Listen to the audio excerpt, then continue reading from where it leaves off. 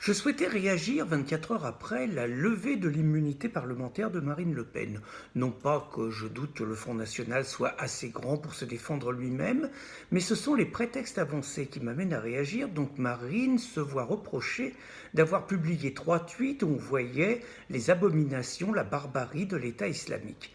Et le prétexte de cette levée de l'immunité parlementaire me paraît grave, parce que le message envoyé par nos gouvernants, par nos soumis aux islamistes, est très clair. C'est: vous pouvez continuer à islamiser la France, vous pouvez continuer à assassiner des Français, vous pouvez continuer vos actes de barbarie partout dans le monde. Nous sommes là pour faire régner l'ordre et empêcher nos compatriotes de se défendre, de s'exprimer par la parole, pour montrer la réalité de ce qu'est l'islam et de ce que peut être la barbarie des disciples d'Allah. Dans le même temps, Gilbert Collard avait subi exactement le même sort il y a quelque temps. Florian Philippot avait vu sa levée de l'immunité parlementaire de député européen pour simplement avoir signalé que le Qatar finançait le terrorisme international.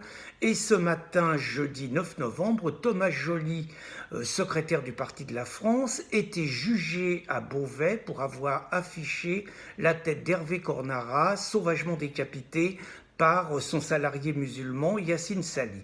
Nous-mêmes, à Riposte Laïque, nous serons poursuivis sur une plainte du peu regretté Cazeneuve, ministre de l'Intérieur, qui nous reproche la même chose. Si nous sommes là-dessus, il va falloir poursuivre ceux qui publient Nuit et Brouillard. Si nous sommes là-dessus, il va falloir poursuivre ceux qui publient des images des famines engendrées par Staline en Ukraine dans les années 1930.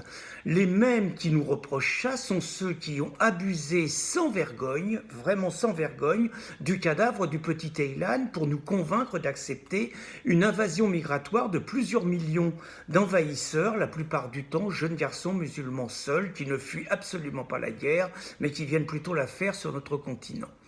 Alors c'est d'autant plus grave que dans le même temps, nous voyons quelques-uns de nos compatriotes, je pense à Laura, je pense à Morane, je pense à Joachim à Montpellier dernièrement, je pense à Marilyn récemment dans un petit village du sud-ouest, continuer à se faire assassiner dans l'indifférence générale par des tueurs qui ne sont pas des bouddhistes, qui ne sont pas des catholiques, qui ne sont pas des protestants, qui ne sont pas des juifs, mais qui sont toujours issus de la même communauté.